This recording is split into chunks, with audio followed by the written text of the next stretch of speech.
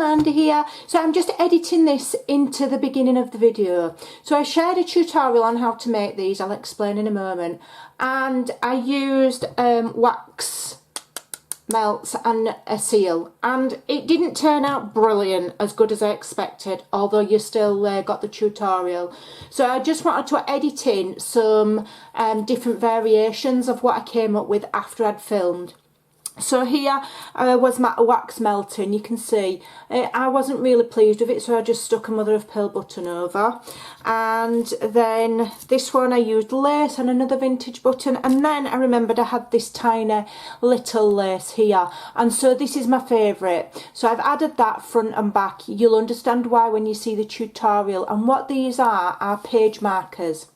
Page markers, page turners, floating tabs, tuck spots for your journals, your planners, your reading books, whatever you want. So I'm just going to quickly show you, because I don't have a journal.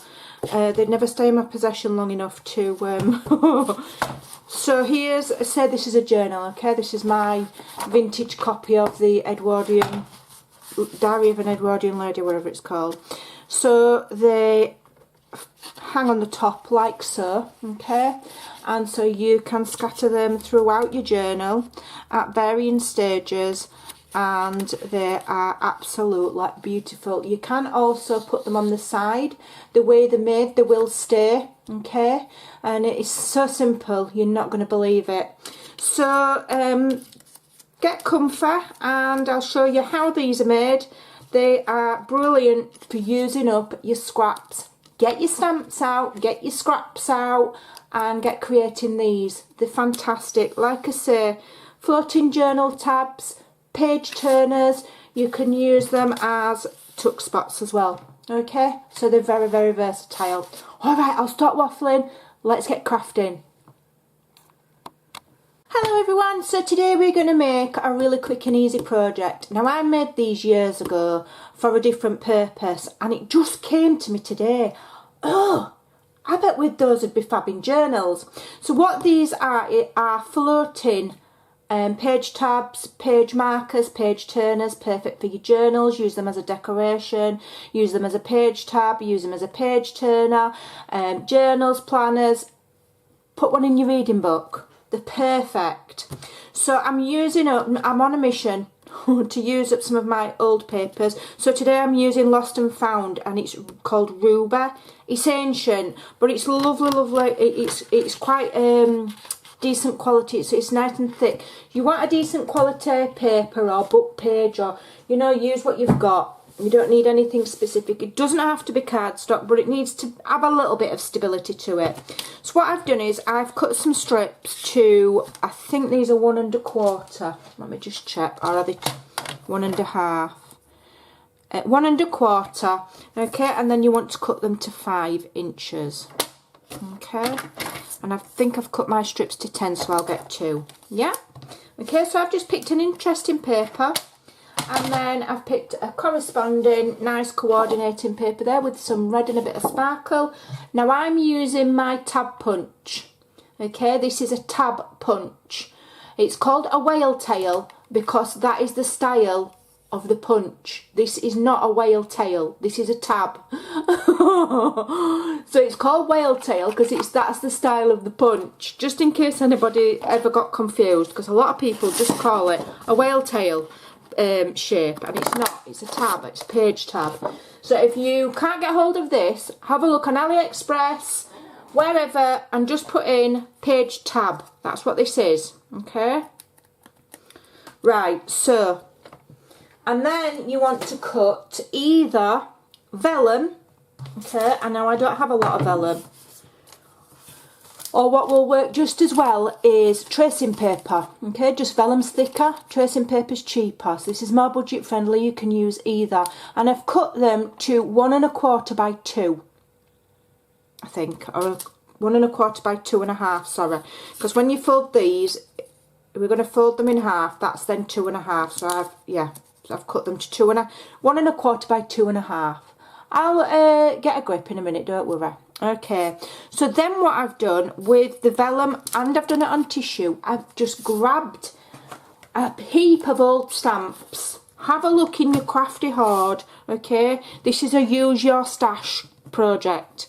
And I've stamped on my cut strips of vellum, I think that's a drug, or tissue paper. So that one's tissue paper and that one's vellum. You can't tell unless you touch them, okay?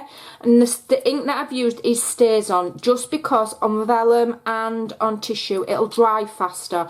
But you can use anything, you just might need to heat set it with your heat tool. You can even emboss, okay? You can use anything you want. So I've done a selection, I've done some numbers, these are from the Sampool stamp set.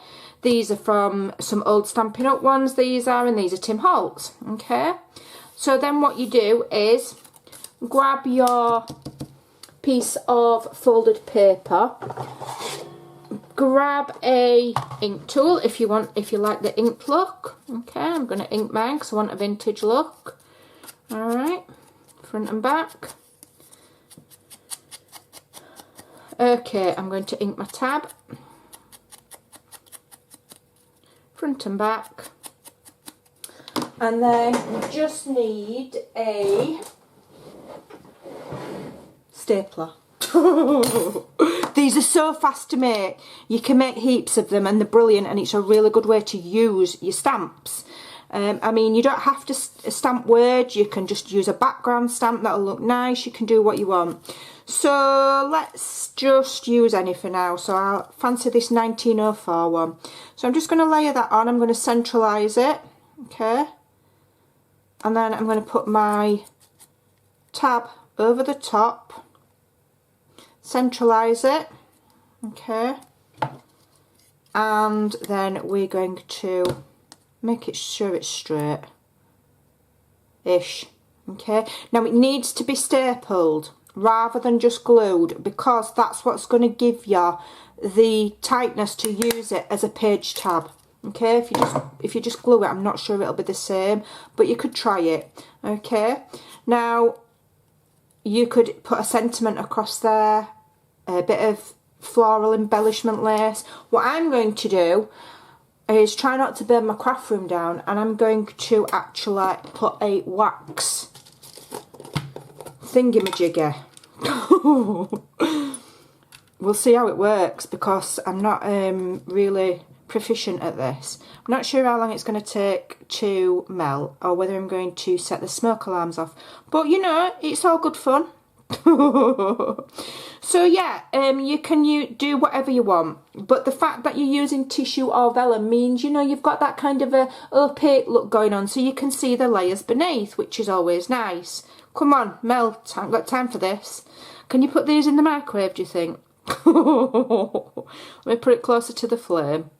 Okay, now I cannot find my thingy, I don't know the technical word, the metal thing that you seal. I can't find my seal, so I'm just going to have to use my initiative, and I've just grabbed a button.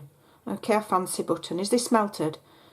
Now, as you can see, I'm not very practiced at wax melting, so I don't really know how long this takes to melt, if I'm honest.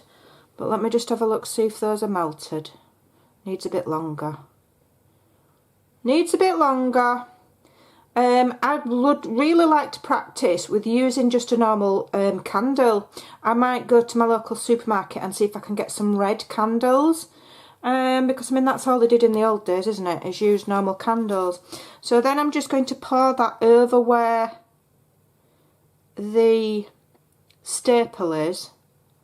Okay. I've got a bit of soot in mine. Don't hold it too close to the flame like I have. I've got a bit of soot, but it's all just going to add to the vintage look. And then hopefully before that dries, I can just set my button on and I'll get some sort of shape. It won't be as perfect as using a seal, but you know, it'll do for now. If you don't have these, like I say, cut up some small bits of lace or whatever you've got. I'll probably do a few different versions for the thumbnail.